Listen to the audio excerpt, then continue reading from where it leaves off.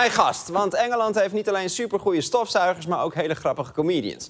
Eén daarvan heeft het land weten te ontsnappen en is vanavond bij ons in de studio. He's like, oh, this harassment stuff's terrible, isn't it? Oh, this harassment stuff, oh, makes you want to castrate yourself. What? That's what he said. Every man should just castrate himself. It's like, come on, mate, that's such a male response, isn't it? Because women still want to have sex, they just don't want to be harassed, right? So if women are like, hey, could you stop harassing us? And men go, oh, right, I see, well, I guess I don't need this anymore. Chop. Give it up for Finn Taylor!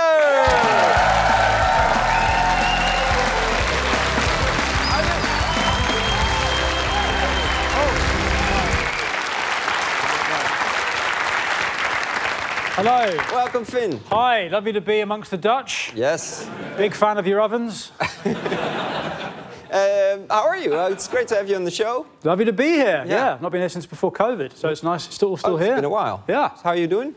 Yeah, fine. Yeah, okay. Yeah. That's great. I watched that little thing you just did. The little thing, the Brexit thing? Yeah. Just call it a little thing. And Yeah. That's how you call it over there as well. Yeah, the little Brexit thing that's going on. It's good to have someone over. It's very handy to have someone over from Great Britain because we've been talking about the Brexit. But now we can talk to someone who's actually living the dream. Yes. And what's it like? Well, no, you're right. It is a complete bin fire.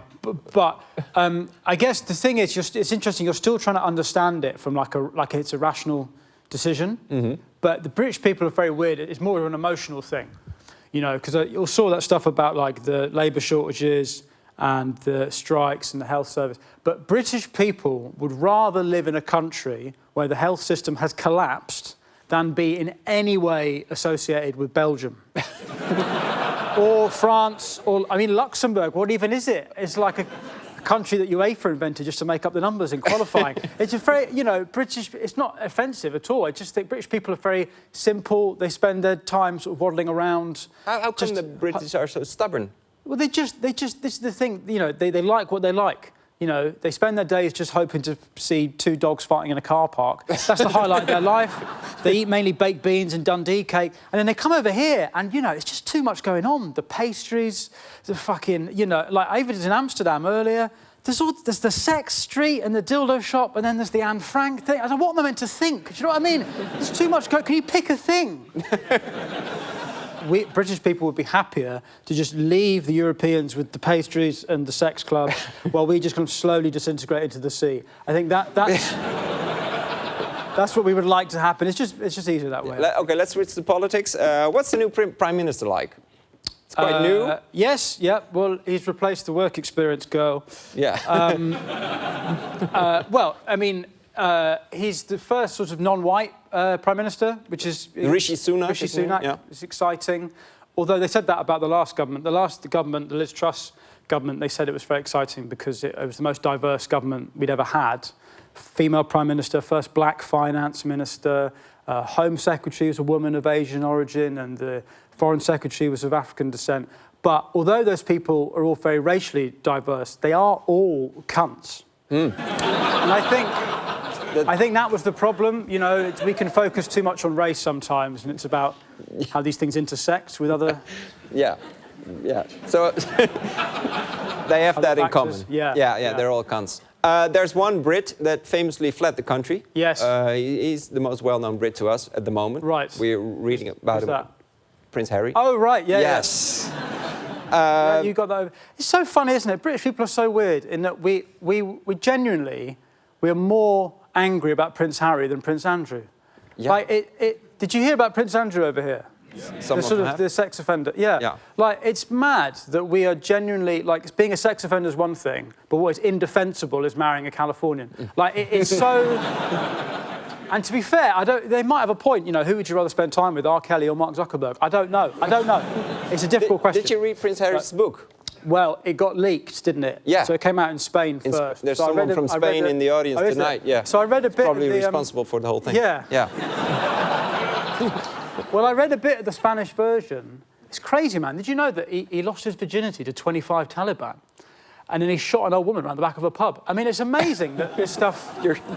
You're mixing up things. Oh, really? I don't speak Spanish. I thought that was obvious.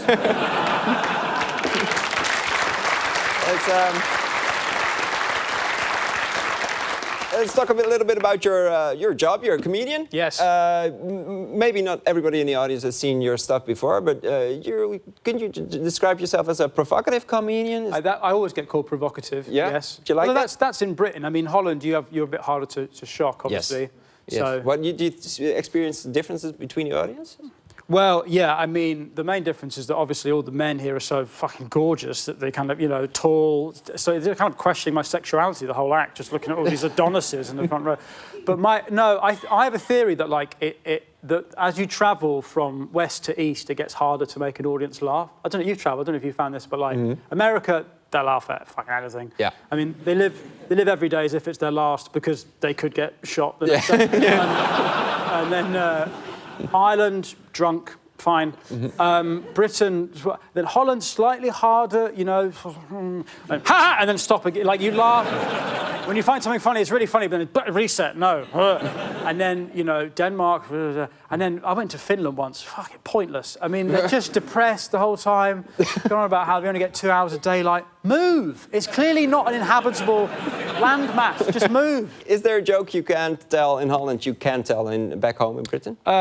Well, obviously, everyone's lived experience is different, so people will have different flashpoints and tensions. But I do this joke in England. It might go down differently here. So about how, lockdown for me, I was just in a basement flat with my wife and a dog. That was it. Wife, dog, basement flat.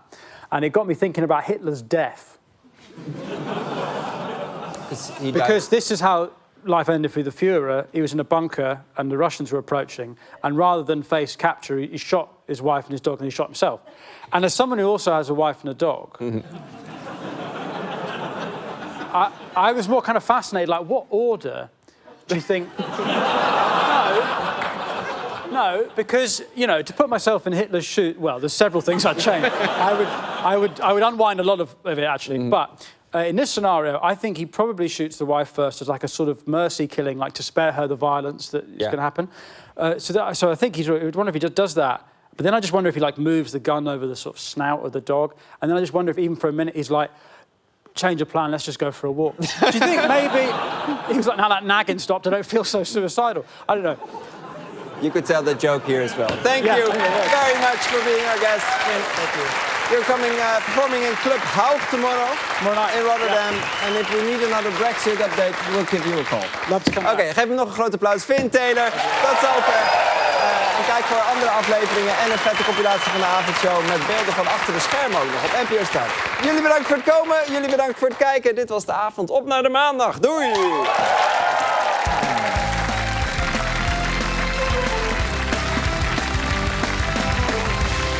Oké, dat was de video. Let's go. Wat? Oh, je wil eerst de hele aflevering nog terugkijken op NPO Start? Nee, oké, dat is cool. Ik wacht hier wel even.